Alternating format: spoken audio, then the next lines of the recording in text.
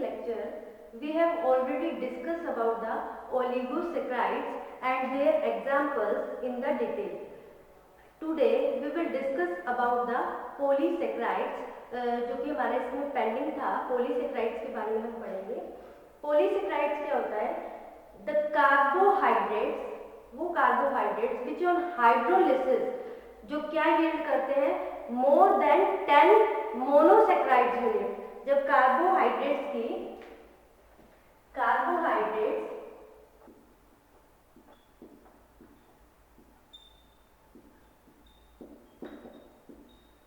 जब इसकी हाइड्रोलिसिस करते हैं ऑन हाइड्रोलिसिस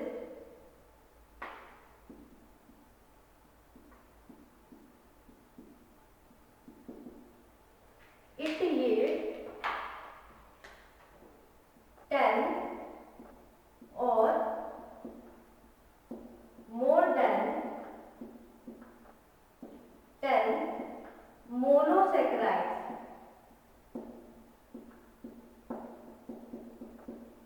ये हाइड्रोलिसिस से 10 या 10 से ज्यादा मोनोसेक्राइड्स यूनिट यील्ड करता है, उसको पॉलीसेक्राइड्स कहते हैं. ओलिगोसेक्राइड्स में अगर 10 यूनिट्स की मोनोसेक्राइड्स की यानी 10 जो ग्लूकोज थे उसके मोनोसेक्राइड्स यूनिट थे, 10 शुगर के यूनिट्स थे, तो हम उसको ओलिगोसेक्राइड में रखते हैं. लेकिन अगर वो 10 यूनिट से भी ज़्यादा क्रॉस कर जाते हैं तो वो पॉलीसेक्राइड्स की कैटेगरी में इन्वॉल्व हो जाते हैं. That is known as polysaccharides. अब जो पॉलीसेक्राइड्स होते हैं वो जो मोनोसेक्राइड्स होती हैं उनका कंडेंसेशन प्रोडक्ट होता है, कंडेंस करके बनता है, जिसमें मोनोसेक्राइड्स के बीच में कौन सी लिंकेज होती है आपस में? Glycosidic linkage. So there are glycosidic linkage,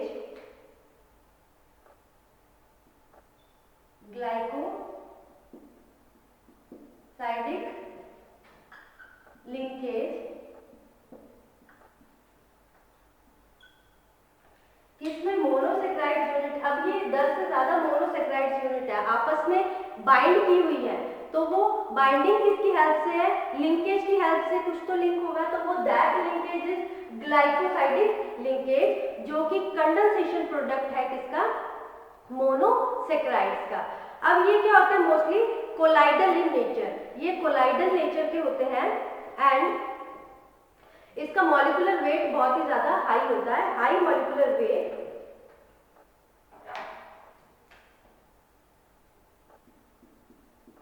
high molecular weight.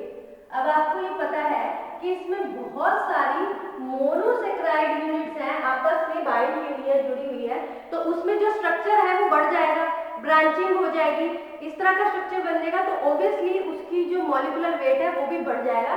जब एक के साथ एक मोनोसेक्राइड बाइंड करेगा तो वो स्ट्रक्चर भी इंक्रीज हो जाएगा और उसका मॉलिक्यूलर वेट भी बढ़ जाएगा, हाई मॉलिक्यूलर वेट होगा, और it is colloidal in nature.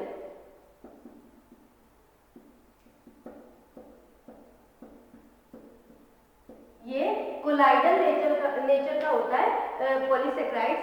अब पॉलीसेक्राइड्स को डिवाइड कर रखा है 2 कैटेगरी में. So polysaccharides are classified or divided, or you can say that categorized into 2 categories, that is polysaccharides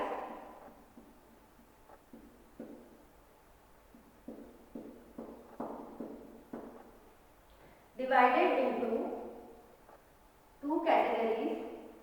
First one is homopolysaccharide,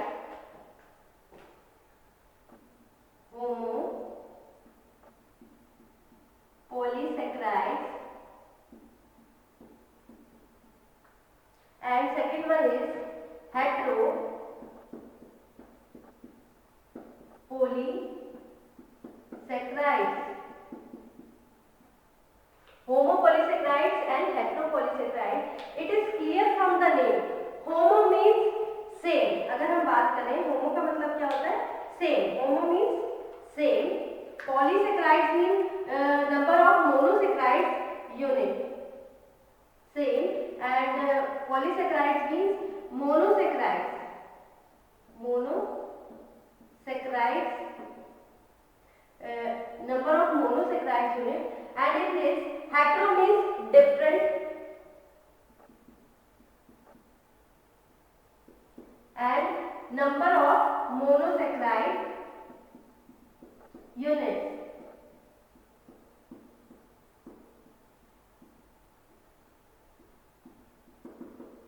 So it is clear from the name of the types of polysaccharides.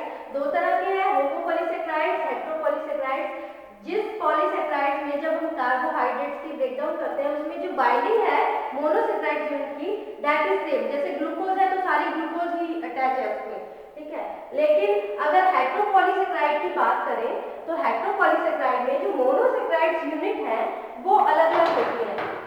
ऐसा नहीं कि सारी glucose ही है, कुछ glucose भी हो सकती है, दूसरे के साथ ग्लैक्टोज बाइंड कर रखी है, फिर ग्लूकोज पे ग्लैक्टोज कर रखी, सारी मोनोसेक्राइड यूनिट इसमें डिफरेंट होती है। और इसमें जितनी भी मोनोसेक्राइड यूनिट है, अगर ग्लूकोज है तो ग्लूकोज ही होगी, अगर स्टार्च की है तो उसमें अलग अलग, जैसे ग्लाइकोजन है तो ग्लाइकोजन ही होगी। तो उसमें जो मोनोसेक्राइड यूनिट है वो सेम होगी, उसमें डिफरेंट होगी।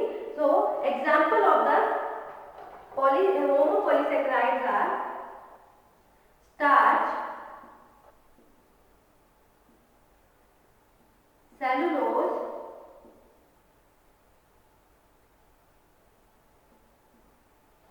glycogen,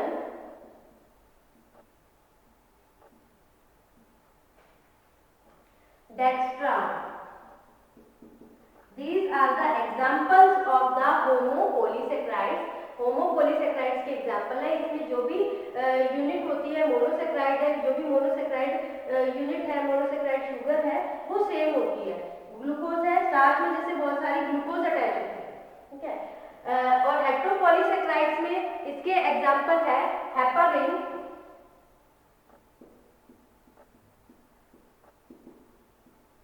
and hyaluronic acid. These are the example of heteropolysaccharides. So next topic is हम वन बाय वन करके ये जो इसके एग्जांपल्स है स्टार्च, सेलुलोज, ग्लाइकोजन, डेक्सट्रोन, इसको हम डिटेल में पढ़ेंगे।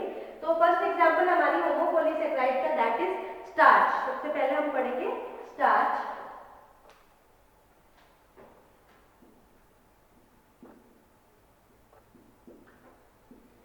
स्टार्च क्या है?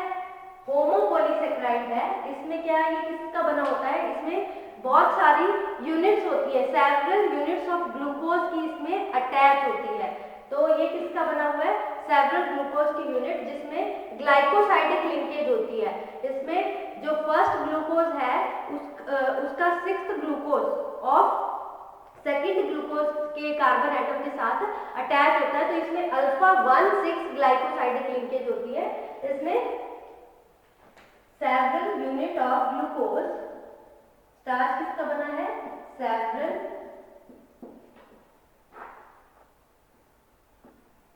यूनिट ऑफ ग्लूकोज, इसमें जो लिंकेज होती है अल्फा 1,6 ग्लाइकोसाइडिक लिंकेज होती है।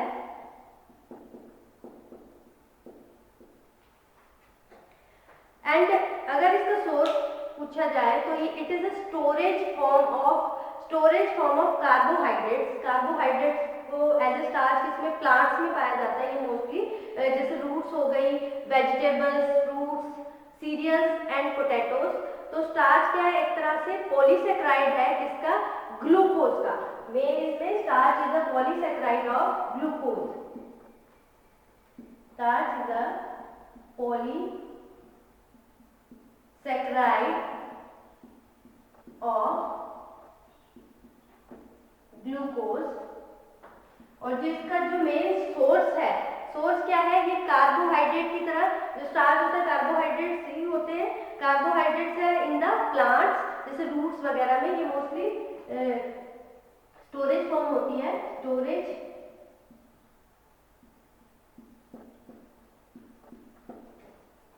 फॉर्म ऑफ कार्बोहाइड्रेट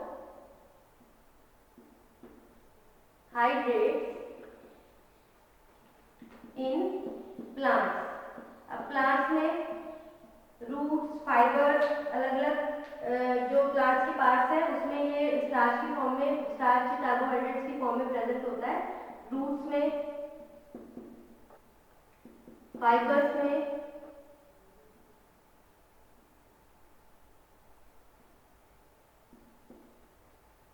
वेजिटेबल्स में एंड फ्रूट्स। तो डिफरेंट डिफरेंट फॉर्म में ये स्टोर होता है इन द प्लांट्स। तो starch is a polysaccharide of glucose. जब हम जो स्टार्च होता है, अगर हम इसको बॉयल करें विद वाटर, वाटर के साथ बॉयल करने के साथ ये एक पेस्ट की फॉर्मेशन करता है। तो जो पेस्ट की फॉर्मेशन करता है तो ये दो तरह के पॉलीसेक्राइड्स बनाता है। इससे दो तरह के पॉलीसेक्राइड्स मिलते हैं जब हम स्टार्च को, स्टार्च है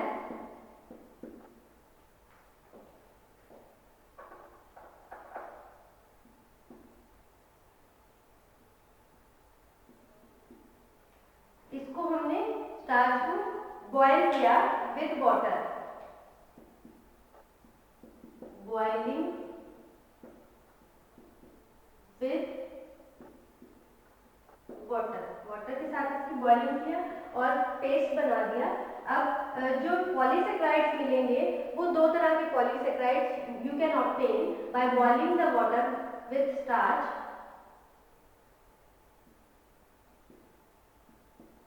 एक पॉलीसेक्राइड का नाम है amylose, you can obtain amylose and amylopectin. Amylose and amylopectin आप ऑब्टेन कर सकते हैं। जो हमारा अमाइलोज है that is water soluble and amylopectin is water insoluble. Amylose जो सॉल्यूबल है वाटर में, इसमें जो ग्लूकोज यूनिट है वो कितनी होती है, 300 to 400 ग्लूकोज यूनिट प्रेजेंट होती है। अमाइलोपैक्टिन में near about 1000 alpha glucose unit present होती है।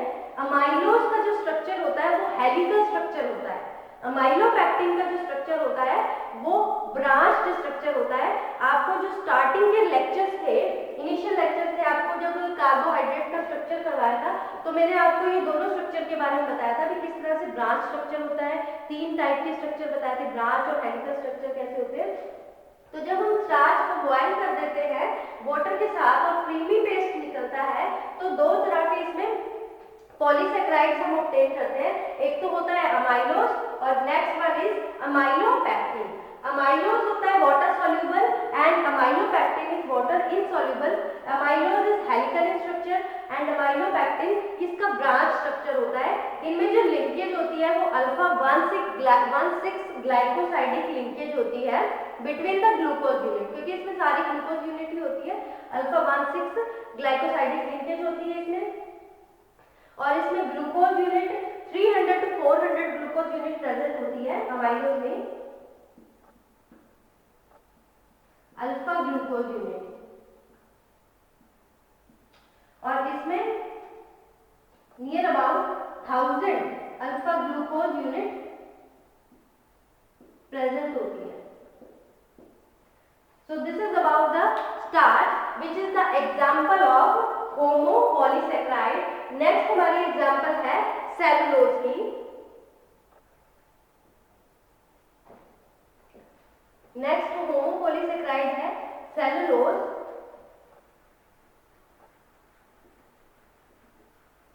सेलुलोज क्या होता है? Cellulose is also a होमोपोलीसेक्राइड।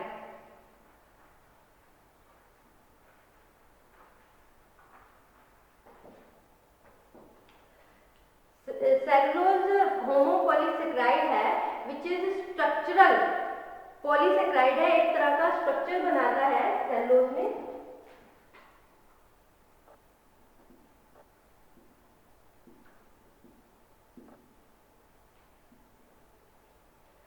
Structural polysaccharide है, स्ट्रक्चरल पॉलीसेक्राइड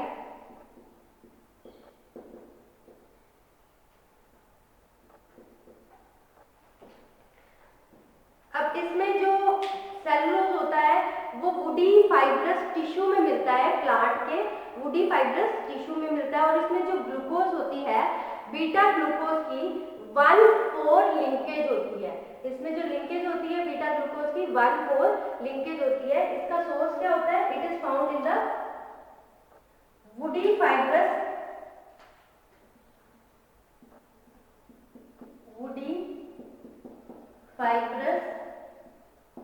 प्लांट्स में मिलता है। और इसमें जो बीटा ग्लूकोज होता है उसके साथ 1,4 लिंकेज होती है। बीटा ग्लूकोज ग्लाइकोसाइडिक लिंकेज है, 1,4 लिंकेज, 1,4 ग्लाइकोसाइडिक लिंकेज।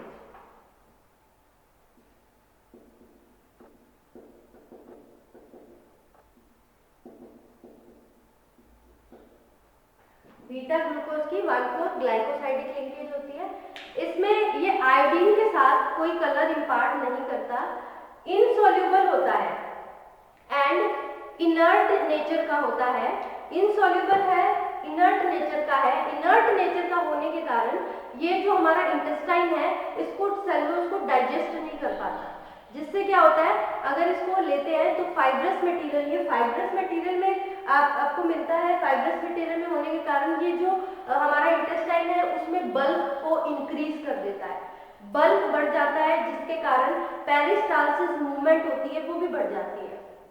उस मूवमेंट के बढ़ने के कारण कई बार क्या होता है कॉन्स्टिपेशन हो जाती है, तब इस तरह का मटेरियल, इस तरह का प्रोडक्ट दिया जाता है। और इसमें जब वो पेरिस्टालसिस मूवमेंट बढ़ गई तो वो किस में हेल्पफुल होता है? डेफिकेशन में हेल्पफुल होता है। Defecation means discharge of faecal matter, faecal matter को रिमूव करने में, डिस्चार्ज करने में हेल्पफुल होता है। जब कॉन्स्टिपेशन होती है तब ये सुटेबल होता है, बट ये इंटेस्टाइन के थ्रू डाइजेस्ट नहीं होता। इसका जो एग्जाम्पल है, कॉमन एग्जाम्पल अगर हम लेते हैं तो वो कॉटन और फिल्टर पेपर, ये कॉमन एग्जाम्पल है। सेलुलोज उसमें बहुत होता है कॉटन में, कॉटन एग्जाम्पल ऑफ सेलुलोज। हम नॉर्मली कॉटन तो हमें पता ही है, कॉटन में बहुत सेलुलोज होता है, कॉटन एंड फिल्टर पेपर हमारी लैब्स में अवेलेबल होते हैं फिल्टर पेपर, तो उसमें भी बहुत cellulose, large amount of cellulose present होता है। अगर हम इसके स्ट्रक्चर की बात करें तो इसके स्ट्रक्चर में एक तो लिंकेज, 1,4 लिंकेज है। हम ग्लूकोज का अगर स्ट्रक्चर ड्रॉ करें तो कुछ इस तरह का स्ट्रक्चर है।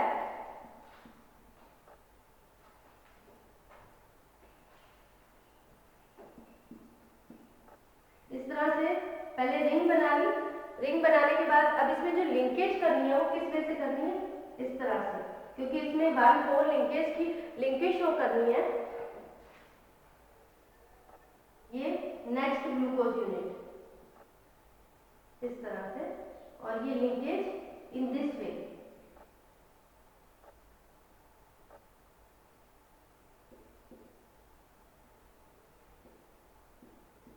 इस तरह से ये ग्लूकोज का स्ट्रक्चर, इसमें इसी तरह के पैटर्न से ये ग्लूकोज का जैसे भी स्ट्रक्चर हम ड्रॉ कर देंगे।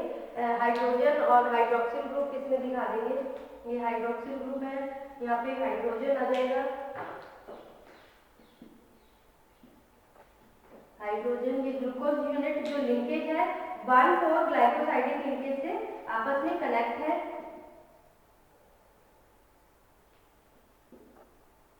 इस तरह से जैसे ग्लूकोज का हम जनरल स्ट्रक्चर बनाते हैं, ये इस तरह से आपको बस लिंकेज दिखानी है कि किस तरह से ये 1/4 पहले कार्बन के साथ और 4th carbon of next glucose के साथ अटैच है। तो इस तरह का इसका स्ट्रक्चर होता है सेलुलोज का।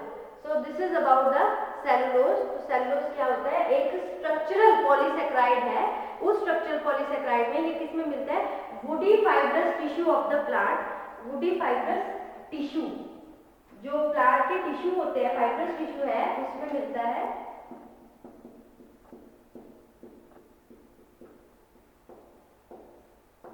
अब इसमें जो ग्लूकोज यूनिट है वो कैसे लिंक करती है? 1,4 glycosidic linkage, first carbon and 4th carbon of the next glucose. और इसमें एग्जांपल है कॉटन एंड फिल्टर पेपर का। ये इनसॉल्युबल होता है, सोलबलाइज नहीं होता जैसे कॉटन और फिल्टर पर आपको एग्जांपल ही दे दिया। तो इसमें ये इनर्ट नेचर का है, due to inert in nature, तो हम इसको डाइजेस्ट नहीं करते इंटेस्टाइन से, अगर इंटेस्टाइन से डाइजेस्ट नहीं करते। और ये क्या करता है, जो पेरिस्टालसिस मूवमेंट है इनर्ट नेचर के कारण, पेरिस्टालसिस मूवमेंट को एनहांस कर देता है, इंक्रीज कर देता है, जिससे क्या होता है, डेफिकेशन यानी डिस्चार्ज होता है फीकल मैटर का। So this is about the cellulose. Next हमारा आ जाता है इसमें ग्लाइकोजन। जो ग्लाइकोजन है ये एनिमल स्टार्च है।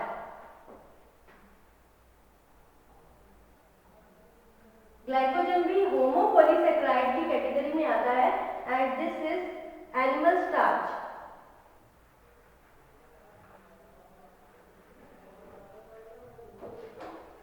Glycogen, next example is glycogen. Glycogen is a animal starch which is storage form of carbohydrate in animals. Animals के टिश्यू में एक स्टोरेज कार्बोहाइड्रेट की फॉर्म में स्टोर होता है, और एनिमल टिश्यू में होता है, ये मोस्टली एनिमल टिश्यू में लिवर में एंड मसल में हमें मिलता है। कुछ प्लांट्स जैसे यीस्ट और फंजाई में भी मिलता है, और जो नॉन ग्रीन प्लांट्स होते हैं उसमें फाउंड होता है। ग्रीन प्लांट्स जिसमें क्लोरोफिल होती है उसमें ग्लाइकोजन नहीं होता। तो हम लिख सकते हैं glycogen is mostly a storage form of carbohydrate in animal tissue. Glycogen is storage form of carbohydrate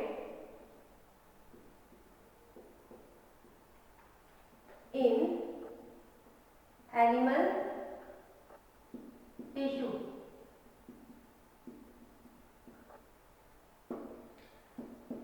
animal tissue में मिलता है। यीस्ट और फंजाई में भी ये जो ग्लाइकोजन है एज कार्बोहाइड्रेट की तरह स्टोरेज फॉर्म में होता है। It is a polymer. जो ग्लाइकोजन है ये क्या है, एक तरह का पॉलीमर है, किसका, ग्लूकोज का पॉलीमर है। It is a polymer of glucose.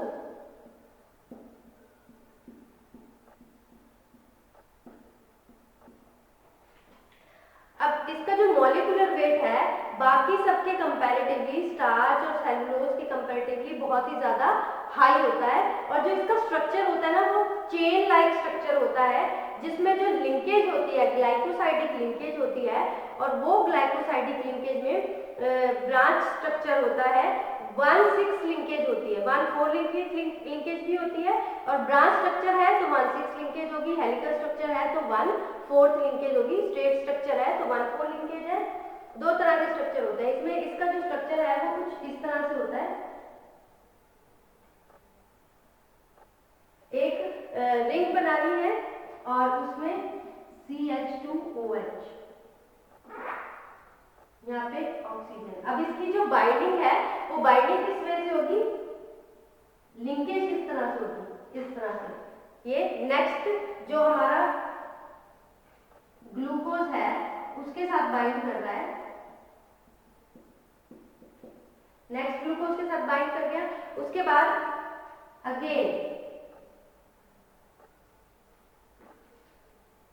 अब ये जो बाइंड कर रहा है इस तरह से, किस तरह की इसकी बाइंडिंग होती है, इधर ये ब्रांच स्ट्रक्चर चलता जा रहा है,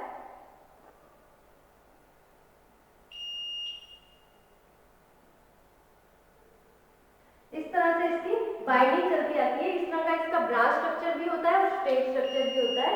अगर स्ट्रेट स्ट्रक्चर होता है तो इसमें लिंकेज होती है 1/4, इन स्ट्रेट स्ट्रक्चर, स्ट्रेट में 1/4 लिंकेज,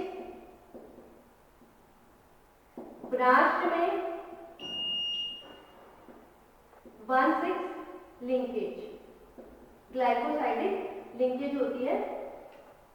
एंड इसमें जब आयोडीन के साथ इसको टेस्ट किया जाता है तो ये रेड टिंट देता है, रेड टिंट देता है। So this is about the glycogen. ये सब ग्लाइकोजन के बारे में हमारे 3 एग्जांपल्स हो चुके हैं, starch, cellulose and glycogen. One example of homopolysaccharide is left, that is dextran. तो इसको हम नेक्स्ट लेक्चर में कंटिन्यू करेंगे। एक जो हमारा होमोपॉलीसेकेराइड रह गया, उसके बाद जो हेटेरोपॉलीसेकेराइड के एग्जाम्पल है हेपारिन और हायर ग्लूटामिक एसिड, ये भी हम नेक्स्ट लेक्चर में प्रोसीड करेंगे। So thank you students.